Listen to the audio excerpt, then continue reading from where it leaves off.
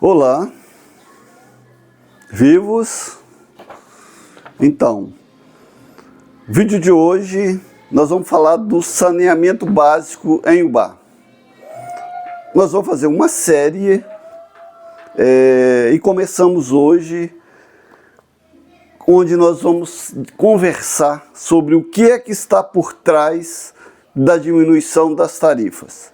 Prefeitos da região, de várias regiões de Minas, anunciaram nessa semana que as tarifas da Copasa seriam diminuídas. Esses prefeitos, na verdade, a agência reguladora era a Arsai e eles estão migrando para outra agência reguladora. Pergunta que eu vou tentar esclarecer com vocês aqui durante esse vídeo e outros na sequência é a quem interessa essas mudanças. Quem ganha com elas? Ela pode ser feita da forma que foi anunciada simplesmente, unilateralmente, ou apenas prefeitos e agências ou a companhia de saneamento sem consultar a população, sem audiência pública, sem participação do controle social? Essa é a pergunta. Fique com a gente que daqui a pouquinho nós vamos passar um por um desses assuntos.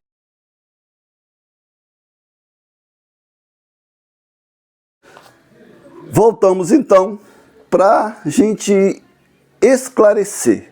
Vamos trabalhar aqui com a ideia de não cair na superficialidade, que muitos prefeitos tratam desse assunto, infelizmente.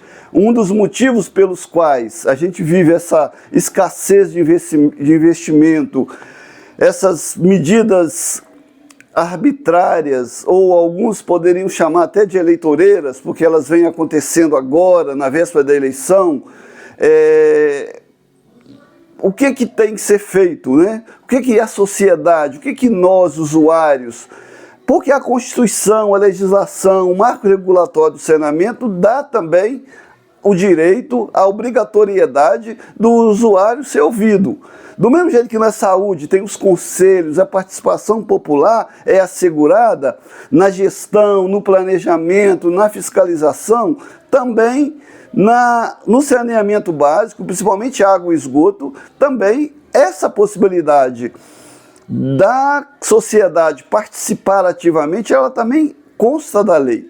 Então nós vamos conversar. Eu queria antes fazer memória a um grande cidadão ubaense, empresário, da elite política, da elite empresarial, que falava nos últimos anos da sua vida que o saneamento seria o maior negócio, o maior investimento, seria a maior questão que o Ubá teria que resolver, né? Santinho Barreto, Sebastião José Barreto, ele era pela municipalização, ele prezava muito a experiência de Muriaé, onde Muriaé tem uma gestão municipal, e Santinho Barreto então falava que era o maior investimento, era o maior negócio. Santinho era empreendedor, foi criador da Associação Comercial e Industrial de Ubá. Santinho colaborou aí na infraestrutura, energia,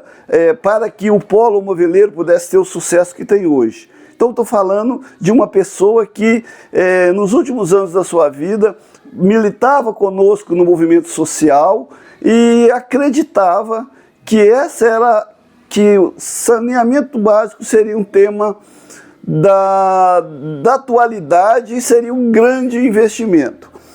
Santinho não estava errado.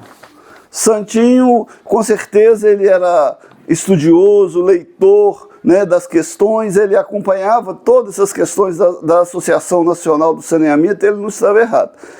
Então, o que está acontecendo então? Vamos contextualizar um pouquinho para quem está chegando agora, para quem não acompanha 100% a questão, para que possa entender. No ano de 2021, a Arsai, a agência reguladora, ela publicou a resolução 154/2021. Essa resolução introduziu um novo modelo de tarifação. O que significa esse novo modelo? Até então, a Copasa cobrava 90% do valor da água, onde o esgoto já estava tratado, cobrava 30% ou 40% no local onde só tinha coleta. Aí ela cobrava 40% do valor da água. Então, quando foi esse modelo tarifário, ela resolveu igualar, cobrar igual. Tanto para os municípios que pagavam 100, veio para pagar 100 ou 90, passou a pagar 74, e os municípios que pagavam 40, subiu para 70. O que significa isso? Segundo o Instituto Trata Brasil, em Minas Gerais, aproximadamente 8 milhões de pessoas foram beneficiados. Pagavam 100, já tem esgoto tratado e veio para 70. E aproximadamente 6,8 milhões de usuários, 40%, essa população ela passou a pagar 74%, então ela teve um aumento de 40%.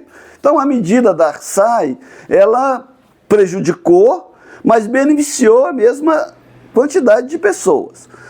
Bom, por que aconteceu? Por que a ARSAE publicou essa resolução fazendo essa nova modelagem tarifária?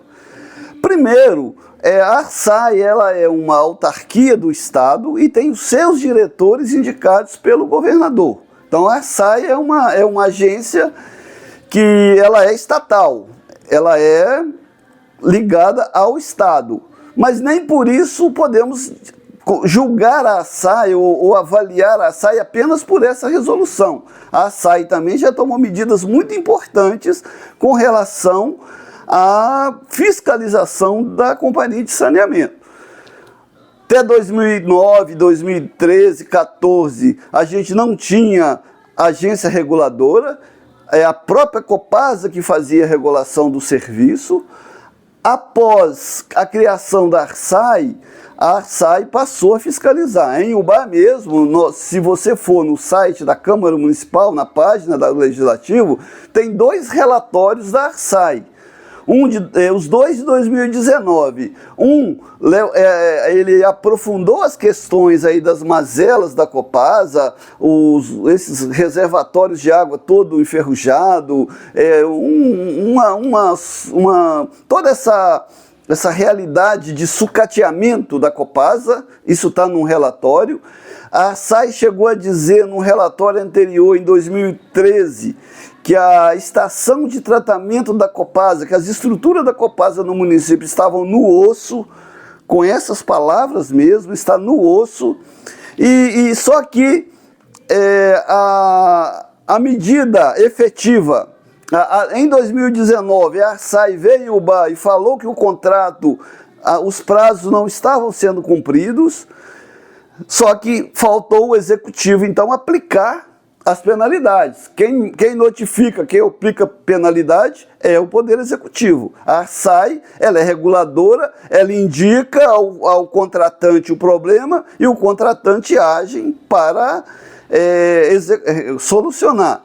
A ARSAE indicou também, os relatórios eu vou colocar nas explicações aqui do vídeo, eu vou colocar lá para você os relatórios. A ARSAE também indicou que o Executivo deveria constituir uma comissão da sociedade para avaliar, acompanhar as obras. E aí nenhuma dessas medidas que beneficiam o consumidor foi tomada. Então, expliquei o que é a ARSAE e expliquei que ela tomou uma medida de aumentar um modelo tarifário diferente do que estava no contrato, que prejudicou parte da sociedade mineira e beneficiou outra. Beneficiou mais gente do que prejudicou. 8 milhões beneficiados e 6,8 milhões de usuários prejudicados.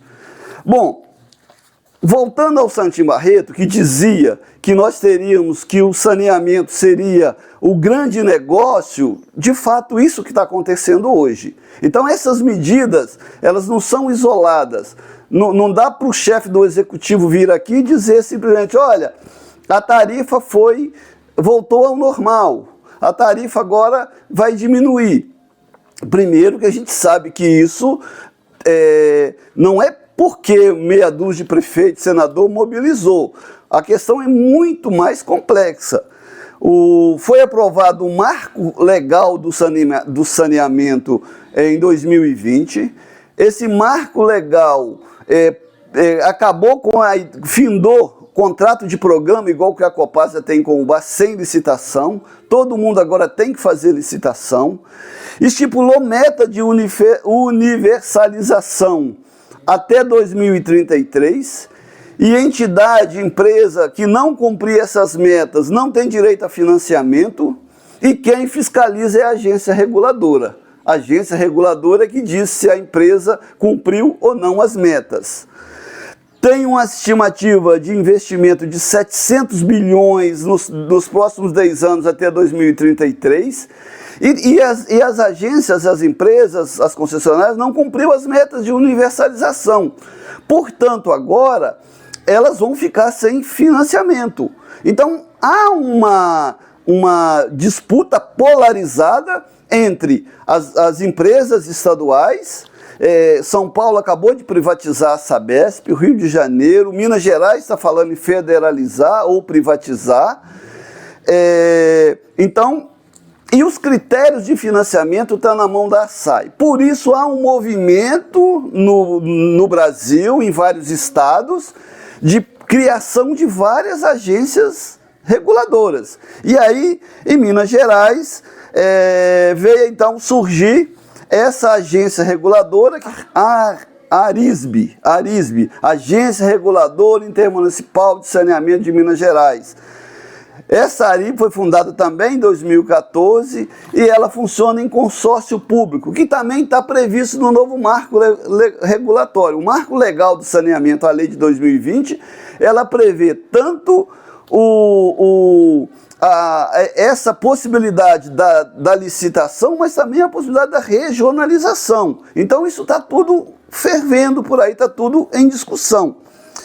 A agência reguladora, conforme eu já disse, ela tem o papel, então, de fazer o controle da prestação de serviço, né? A principal função dela porque, conforme eu disse até então, as companhias estaduais, elas planejavam, elas executavam e ela autofiscalizava. A lei veio e separa. O governo municipal, que é o titular, ele planeja. Ele poderia ter criado a própria sua agência para regular, mas no caso de UBA, preferiu fazer a concessão o convênio com a ARSAE. Então, a ARSAE que faz a regulação. E o município, então, esse é o papel. A regulação, ela tem o papel de garantir falhas no mercado e garantir o interesse público, porque quando uma empresa privada presta serviço, há uma tendência dela aplicar também a política tarifária do mercado, com melhor vantagem para ela. Então, nesse sentido, a agência regula isso tudo. Mas então há todo um cenário de dinheiro, de investimento, há um cenário de disputa desses mercados, de disputa desses serviços de água e esgoto, há uma necessidade de ter boas avaliações das agências regulatórias para conseguir o financiamento para o investimento, porque ninguém tem dinheiro, todo mundo vai investir com o recurso dos bancos públicos, do governo federal, em grande medida, e com as tarifas.